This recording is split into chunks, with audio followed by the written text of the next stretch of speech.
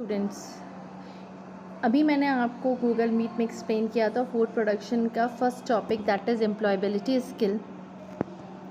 So employability skills can be defined as those soft skills which employer look for in a potential employee. These skills equip the employee to carry out their role to the best of their ability and client satisfaction. For example, the ability to explain what do you mean in a clear and conscious way through written and spoken means help to build a better relationship with the client or the customer. So how you can build a better relationship with a client or a customer, which is the main part, that is the communication. हम अपने बोलने से बोल करके लिख करके communicate करते हैं. So that is communication. Let's see that what is communication, क्योंकि कम्युनिकेशन एम्प्लॉयबिलिटी स्किल का सबसे इम्पॉर्टेंट पार्ट आता है. That is communication skill. Introduction यानी कम्युनिकेशन स्किल के बारे में जानते हैं क्या. Communication skills are those skills which are needed to speak and write properly. A person who is able to speak appropriately while maintaining eye contact with the audience, use varied vocabulary and articulate speech to suit the need of the audience is generally said to be an effective speaker. Similarly, an effective writer should be able to use written words in various styles and techniques to communicate his or her message and ideas to the reader. One should have the ability to listen carefully and write and speak clearly in any situation. Therefore, good reading, writing, speaking and listening skills are essential for effective communication.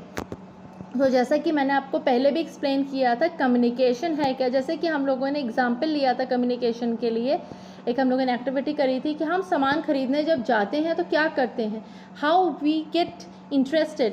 कैसे हम एक ही सामान कई दुकानों में बिक रहा होता है, लेकिन किसी एक पर्टिकुलर दुकान में जा कर के हम सामान खरीदने के लिए इंटरेस्ट दिखाते हैं. क्यों? क्योंकि वहाँ पे खड़ा हुआ जो शॉपकीपर है वो हमको कितनी इंटरेस्टिंग वे में बुलाता है, वो हमें क्या चीज़ दिखाता है. हम हर दुकान में तो जा कर के पहले नहीं देखने लगते हैं कि तुम्हारे यहाँ कितने का सामान है. जैसे कि मैं एक नॉर्मल बात लेती हूँ कि मुझे एक सूट का कपड़ा लेना है, तो मैं हर दुकान में जा कर के नहीं देखूँगी. कई बार क्या होता है, बहुत सारी शॉप्स लाइन से लगी रहती हैं.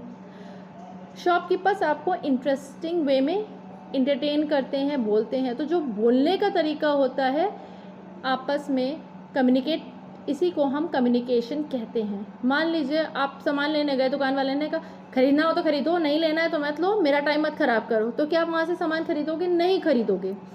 इसी तरीके से जितना अच्छा इम्प्रेसिव वे रहेगा उतने ही आप उस चीज़ की तरफ अट्रैक्टिव होगे.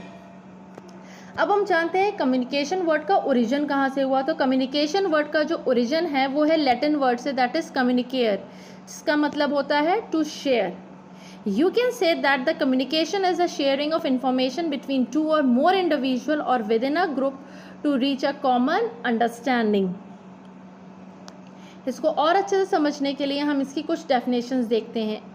According to Newman and Summer, communication is exchange of facts, ideas, opinion or emotions by two or more persons. According to Behind Brown, communication is a transmission and interchange of facts, ideas, feelings or course of action. Next is according to MW, the word communication describes the process of conveying message, facts, ideas, attitudes and opinions from one person to another so that they can understood. Communication, now we have understood that communication is the process of exchanging ideas, facts, emotions between two or more than two persons. ये group भी हो सकता है, दो लोग भी हो सकते हैं, हम अपनी बात किसी एक पर्सन से भी कर सकते हैं, मगर यहाँ पे दो या दो से अधिक लोगों की ज़रूरत होती है. सो अब हमें कम्युनिकेशन की इम्पोर्टेंस क्या है. What is the importance of communication? Your ability to communicate clearly and share thoughts, feelings and ideas will help you in all your relationships. For example, you can inform about something or you can also influence others through communication. Communication skills are needed to, first one is inform. आप अपने friends को inform कर रहे हो कि आज का time table ये है, इतने बजे ये मैम क्लास लेंगी गूगल मीट पे, या आप अपने फ्रेंड को इन्फॉर्म कर रहे हो कि आज एग्ज़ाम है, मैम ने आज ये वर्क दिया है, so that is to informing. You may be require to give facts और इन्फॉर्मेशन टू समवन.